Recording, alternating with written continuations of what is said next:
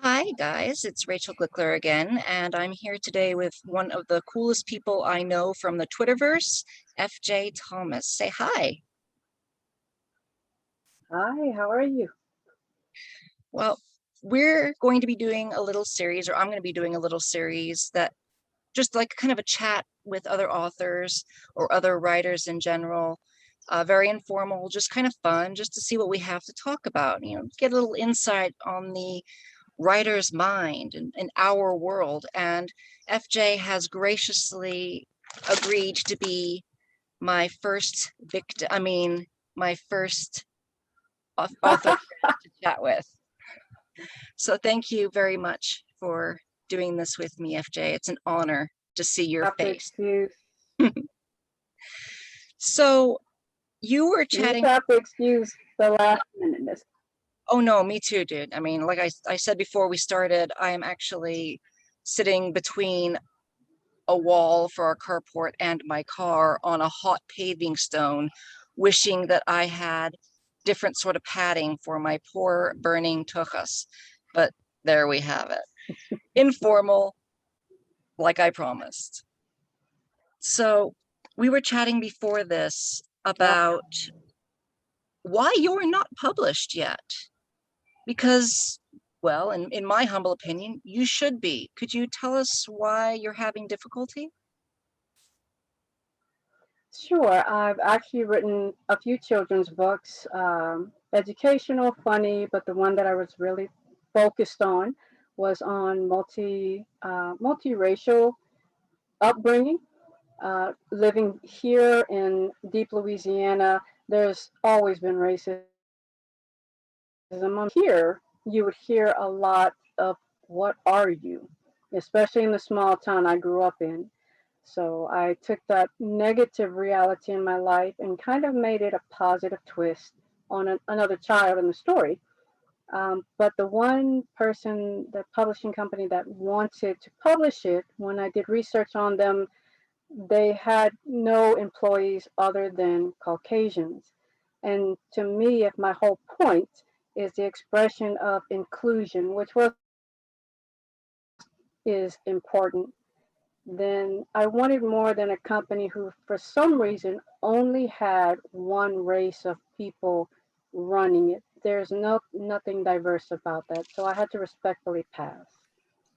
Yeah, I don't think that I would want to be part of something that didn't reflect at least part of me either. And it sounds like that really wasn't the right route. Do you think that maybe you will take what you work and what you have already done and maybe go a different route?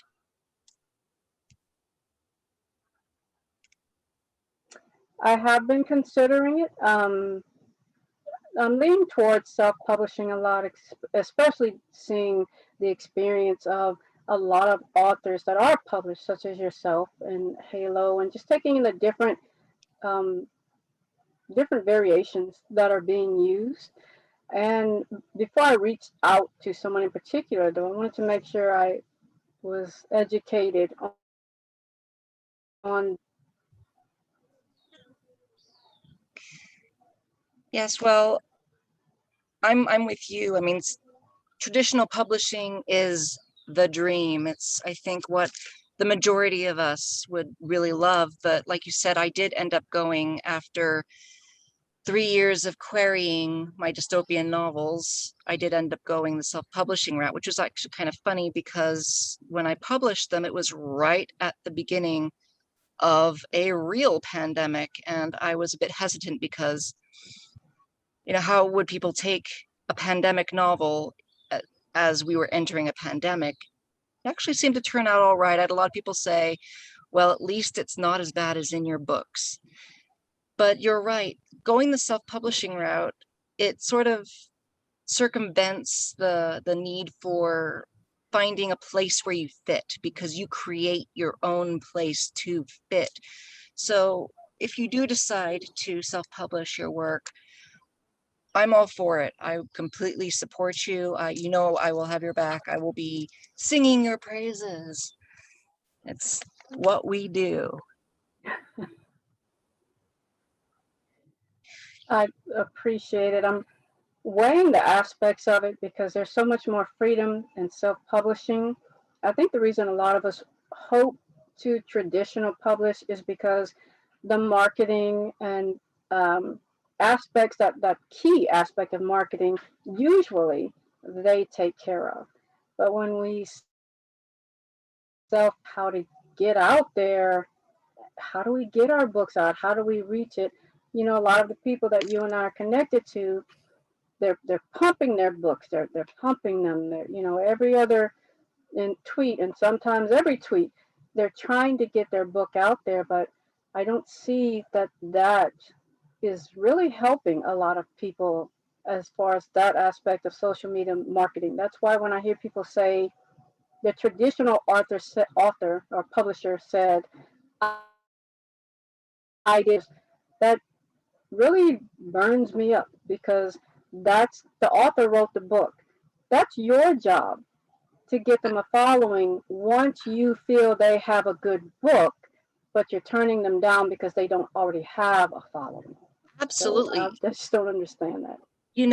I recently submitted my young adult novel to somewhere. One of the big questions was, um, well, a few of the big questions were, what social media are you on? How many followers do you have? How often do you participate on your sites?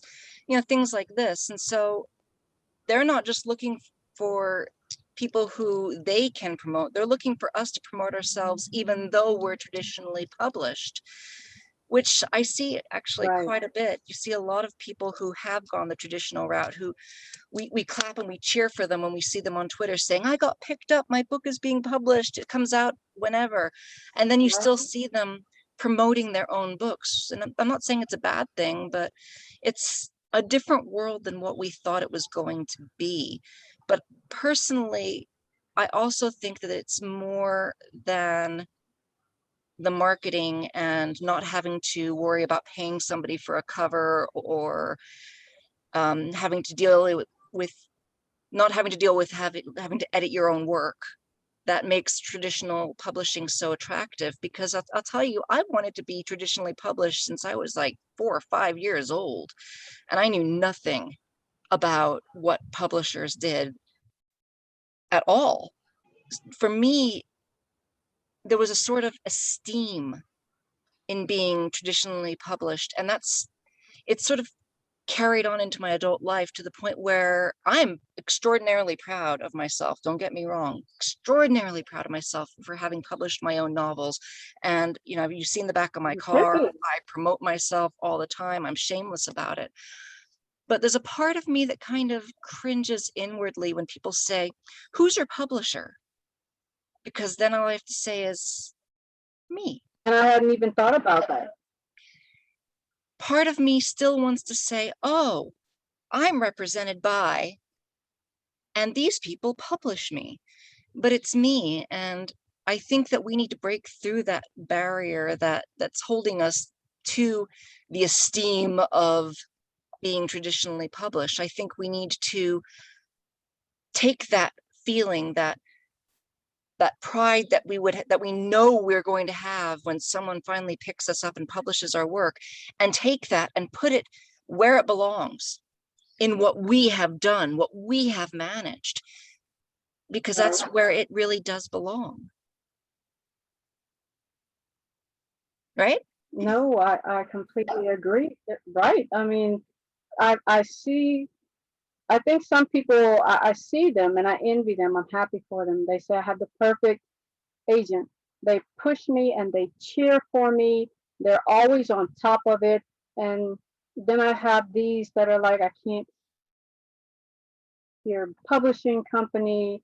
It's really, it's really one extreme to the other with that, with traditional publishing. And it kind of makes me leery about what side I'm going to end up on.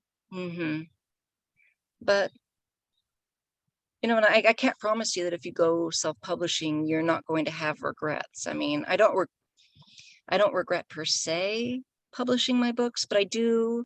I mean, the Cull was my baby. That was the one that was going to make my name. It was going to be traditionally published, and it wasn't. It was self-published, but I'll tell you, it's still going to make my name. And whatever route you choose for your book, it's still going to be a big part of what makes your name.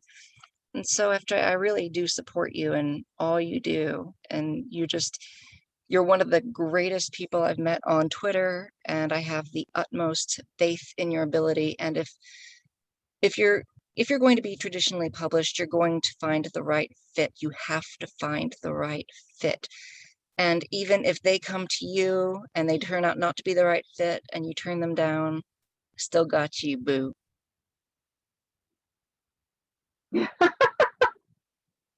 I really appreciate it. I mean, I love looking at your tweets, especially when you're including your entourage. I never called, when my girls were little, I never thought to call them the entourage, so I didn't get it at first. And I'm like, oh, she's talking a thing to call them. Did you ever explain to you why I call my children my entourage? No. Okay, well, think of it this way. Which sounds better? Hey guys, Rachel showed up with a shit ton of kids. Or, hey guys, Rachel's here with her entourage. Let's go with entourage. Exactly. It always sounds better. We are writers. We know how to word things. I love my entourage, and they're pretty much with me all the time. So this is a secret, stolen moment of privacy between you and me that we are about to share with the world. You are my first, and I hope you had as much fun with this as I did. I'm I'm honored. I'm very surprised that my 6-year-old hasn't come flying through here. I think this is the longest period that I've gone without him saying, "What are you doing?" But I know, the same, the same. I really am. Well, you're welcome to join me for one of our little informal chats about whatever, writing. I know you're a poet, so maybe we could chat about poetry next time. That would be a lot of fun. I haven't really written any poetry in several years, aside from one that I posted when I very first started Twitter. It was a very emotional one about my mother, the loss of my mother. That's probably the best poem I have written ever. But so maybe we could talk about poetry or something next time. Sound good? The girls are. Awesome. All right. Sounds Well, good. thank you so much for joining me, FJ. I hope you have a great evening, and thank you to everyone who clicks this video. And please click subscribe, like, share with your friends. And if you are a writer or an author or anybody in the writing community in general, and you'd like to have an informal chat with me, please shoot me a message. Let me know. You can find me on Twitter, Instagram, Goodreads, Facebook, Gmail, and at my Wix site website. And all that's listed very easily. You can search for Rachel Glickler, and I'm the only one. There can be only one. Thank you again for joining me, FJ. It was lovely chatting with you. Thank you. Next time I'm going to put makeup on. I'm not going to. Have a good night. Thank you, Rachel. Thank you. You too. Bye-bye.